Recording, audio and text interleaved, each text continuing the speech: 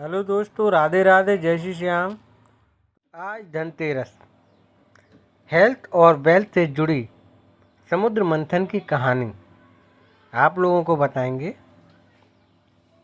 आज धनतेरस मानता है कि कार्तिक शुक्ल त्रयोदशी पर धन्वंतरी अमृत कलश के साथ प्रकट हुए थे। इसी वजह से यह तिथि धनतेरस के रूप में मनाई जाती है। यह पर्व समुद्र मंथन से जुड़ा हुआ है। विष्णु पुराण, भगवत गीता पुराण के मुताबिक देवताओं और असुरों ने मिलकर समुद्र को मथा था।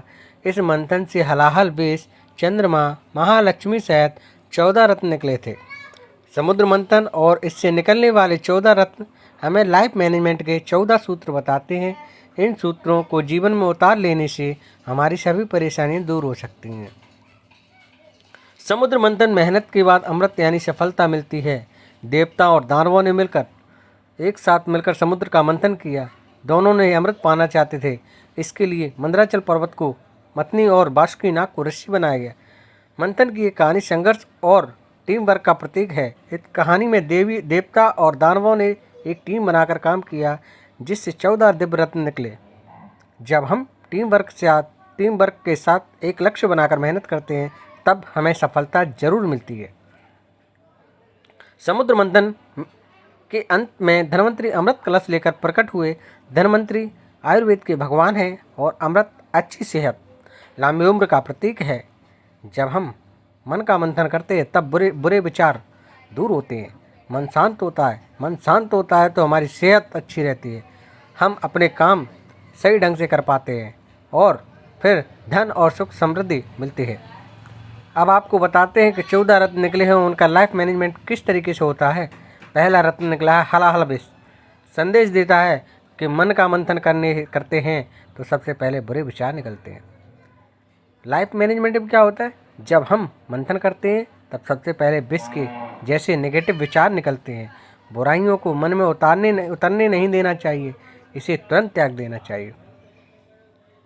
बड़े लक्ष्य के लिए एक काम करते समय से पहले कोशिश में असफलता मिलने की संभावनाएं सबसे ज़्यादा होती हैं। भगवान शिव ने हलाहल विष को अपने गले में धारण किया, उसे गले से नीचे उतरने नहीं दिया। शिव जी ने संदेश दिया है, विष यानी सफलता, असफलता और बुरे विचारों को खुद पर हावी ना होने दें। दूसरा रत्न निकला कामधेनु। संदेश देता है कि पवित्रता बनाए रखें। लाइफ मैनेजमेंट में क्या बताती, कामधेनु पवित्रता का प्रतीक है। ये सभी इच्छाओं को पूरा करती है। इससे ऋषियों ने अपने पास रखा। जब मन में बुरे विचार निकल जाते हैं, तब हमारा मन कामधेनु की तरह पवित्र हो जाता है। पवित्र मन से किए गए काम सफल होते हैं और सभी इच्छाएं पूर्ण होती हैं। तीसरा रत्न उच्चेश्वरा घोड़ा। मन पर काबू रखें। उच्चेश्वरा घोड़ा मन की शांति की गति से चलता है। इसे असुरों की राजा बलि ने रखा था। ये घोड़ा मन का प्रतीक है। एक पल में हमारा ध्यान लक्ष्य से हट जाता है। मन पर काबू रखना चाहिए, वरना इधर उधर भटकता रहेगा। चौथा रत्न है ऐरावत हाथी। ताकत पर ध्यान बढ़ाने। ऐरावत ताकत का प्रतीक है। इसे देवराज इंद्र ने रखा। ये सिखाता है कि जीवन में ताकत बढ़ाने की कोशिश करनी चाहिए। मन के मंथन के बाद बुराइयां खत्म हो जाती हैं। मन पवित्र हो जाता है तो जीवन में बुद्धि और शक्ति आती है। पांचवा रत्न आपको बताएंगे कौस्तुभी मणि। ज्ञान को हृदय में जगा दें। ये मणि श्री हरि विष्णु ने अपने हृदय में धारण की थी। ये मणि आत्मविश्वास, ज्ञान का प्रतीक है। मन का मंथन करने से हमारे बुरे विचार दूर हो जाते हैं, बुद्धि शुद्ध और पवित्र हो जाती है। तब हमारा मन भक्ति और ज्ञान के महत्व को समझ पाता है। ज्ञान को हृदय में जगह देना चाहिए। छठा रत्न है कल्पवृक्ष। इच्छाओं में तालमेल रखें। देवताओं ने कल्पवृक्ष को स्वर्ग में लगाया था। ये पेड़ सभी इच्छाएं पूरी करता है। इच्छाएं असीमित हो जाती हैं तो विनाश हो जाता है।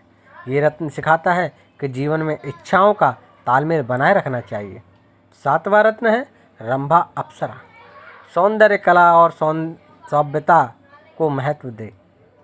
रंभा को देवता ने रखा था।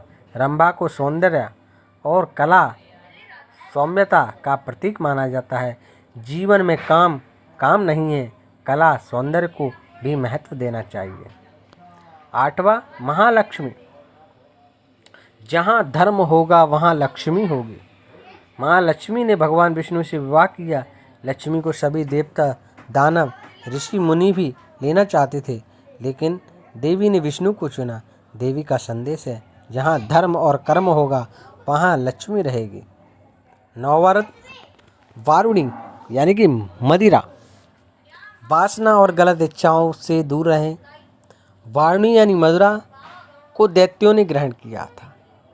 इससे देवताओं ने दूरी बनाई थी, क्योंकि वारुणी नशा, आलस, वासना और गलत इच्छाओं का प्रतीक है। देवताओं ने संदेश दिया कि बुरी भावनाओं से दूर रहना चाहिए। 10वां रत्न चंद्रमा। मन को शांत रखें। शिवजी ने अपने मस्तक पर चंद्रमा को धारण किया था।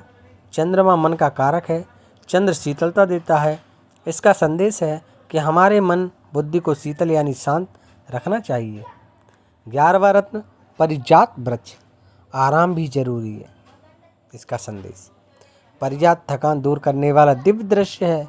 इसे देवताओं ने ले लिया। इसका संदेश कि मंथन के बाद मन शांत हो जाता है, तब हमारी सारी थकान दूर हो जाती है। हमें सही समय पर आराम भी करना चाहिए। 12वां रत्न 5 जन्य शंख। संदेश, जीत का प्रतीक, लाइफ मैनेजमेंट। ये शंख विष्णु ने लिया। शंख जीत का प्रतीक है। जब मन शांत होता है तब हमारी सच्ची जीत होती है।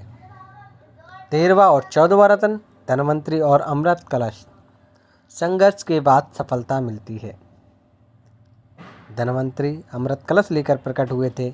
समुद्र मंथन अमृत के लिए किया गया था। विष्णु जी ने मोहिनी अवतार लेकर देवताओं को अमृत पान कराया। इसका संदेश यह है कि जब मन से बुरे विचार दूर होते हैं तब हमें शांति मिलती है। संघर्ष के बाद अंत में अमृत यानी सफलता मिलती है। धन्वंतरी को आयुर्वेद का देवता कहा जाता है, जो कि अच्छी सेहत का प्रतीक है। हमें काम करते समय भी अपनी सेहत का ध्यान रखना चाहिए।